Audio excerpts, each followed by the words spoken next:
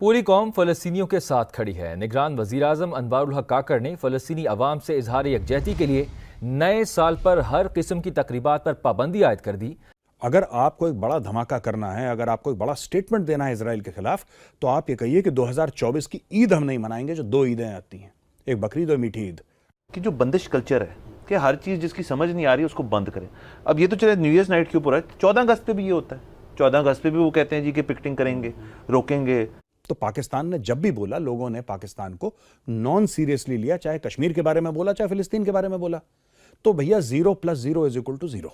ये लेकिन काकड़ साहब सिर्फ न्यू ईयर नहीं मनाएंगे, बाकी आपके सैर सपाटे डिनर और पार्टीज वो सब कुछ चलता रहेगा। आपके जो मिनिस्टर्स हैं, आपके जो वो पैसे वाली क्लास आपके यहाँ पाकिस्तान में जो रहती है, वो तो जी पार्टी भी करेगी और छुप छुप के डांस पार्टीज भी होंगी और ड्रिंक्स भी चलेंगी और सभी कुछ होगा। अच्छा, जो काकड़ साहब हैं, जो कि केयर टेकर प्राइम मिनिस्टर हैं पाकिस्तान के, उन्होंने ये ऐलान कर दिया है।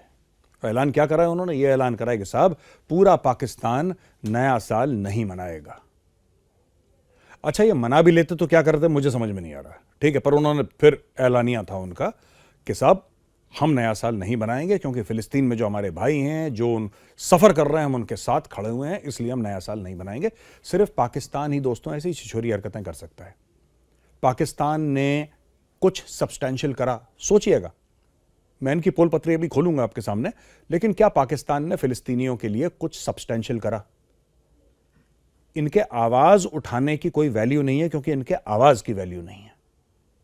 आपके पास पैसा नहीं है, यह बात समझ में आती है। आपके पास वसाइल नहीं है, यह बात समझ में आती है। पर आपके पास कैरेक्टर और आपके पास क्रेडिबिलिटी नहीं है, यह बात समझ में नहीं आती। तो पाकिस्तान ने जब भी बोला, लोगों ने पाकिस्तान को नॉन सीरियसली लिया, चाहे कश्मीर के बारे में बोला, चाहे फिलिस्तीन के बारे में बोला। तो भैया 0 + 0 = 0। एक तो ये बात है। दूसरी चीज है कि पाकिस्तान ने जब एटम बम के धमाके करे थे 1998 में और अपने आप को डिक्लेयर कर दिया था न्यूक्लियर वेपन स्टेट, तो पाकिस्तान ने बोला था कि this atom bomb will belong to the Muslim world, this is an Islamic bomb. ये बड़ा एक पाकिस्तान में कहा गया है, और ये लोग ऑन रिकॉर्ड कई बार इनके बड़े बड़े नेता, जो इनके प्रेसिडेंट प्राइम मिनिस्टर्स हैं, कह चुके हैं।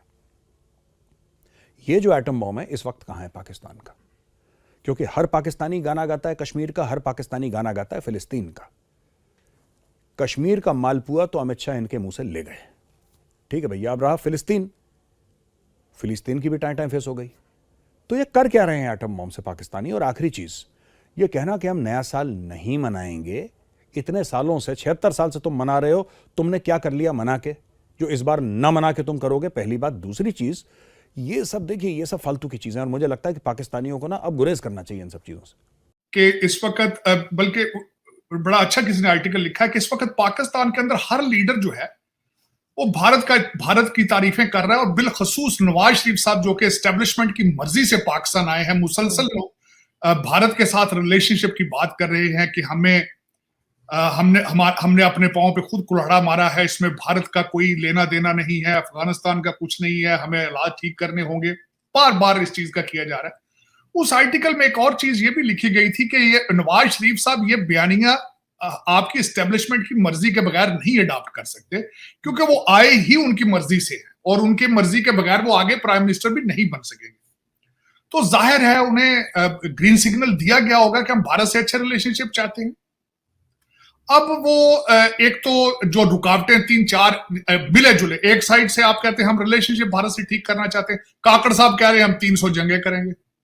काकड़ साहब तो न्यू ईयर मनाने से भी मना कर रहे हैं। नहीं, वो तो एक छोटी सी बात है। न्यू ईयर पाकिस्तान में किसने मनाना है? भूख से बुरी हालत है, न्यू ईयर क्या मनाना है किसी ने?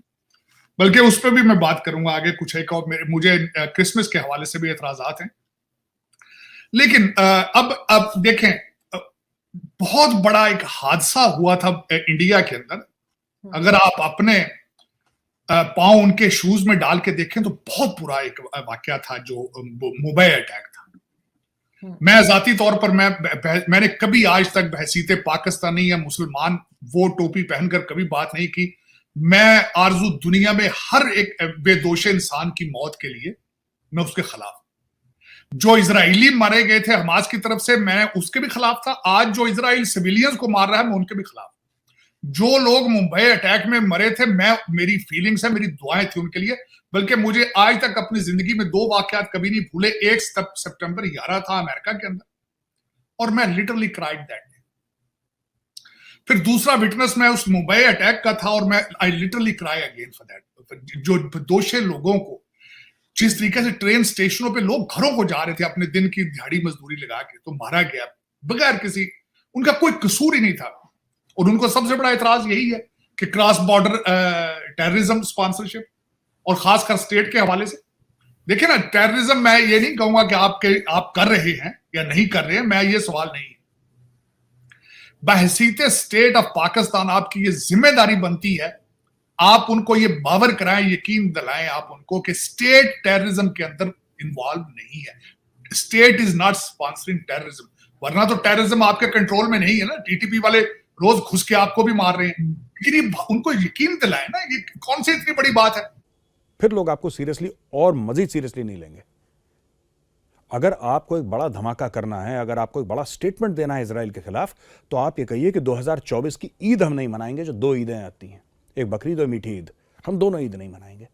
आप ये बात बोलिए सबके सामने छाती ठोक के कि Islamic republic of Pakistan will not celebrate Eid in 2024 because we condemn actions. जो भी आपको बोलना है कि इजराइल का हमास के खिलाफ या पैलेस्टीन के खिलाफ, फिर जो आपकी स्टोरी है वो आप बोलिए। नया साल तो वैसे भी एक वेस्टर्न कॉन्सेप्ट है, it's based on the Georgian calendar. Islamic calendar में नए साल की गुंजाइश 1 जनवरी को तो नहीं है कम से कम। न यहूदियों का कैलेंडर है, यहूदियों का जो कैलेंडर है, यहूदी जो न्यू ईयर मनाते हैं, द जूइश न्यू ईयर, उसका भी 1 जनवरी से कोई लेना देना नहीं है।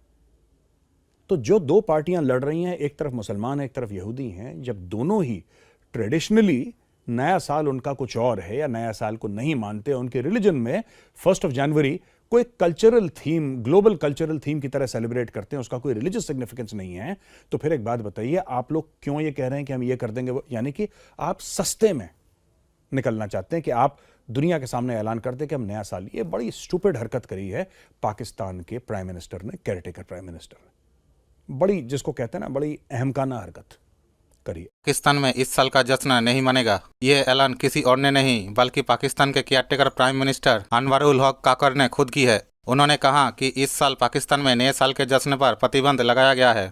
ये प्रतिबंध फिलिस्तीनी लोगों के साथ एकजुटता की अभिव्यक्ति करने के लिए किया गया है। पाकिस्तान शुरू से ही फिलिस्तीन का समर्थन करता है, इस कारण पाकिस्तान ने आज तक इजराइल को एक देश के तौर पर मान्यता तक नहीं दी है।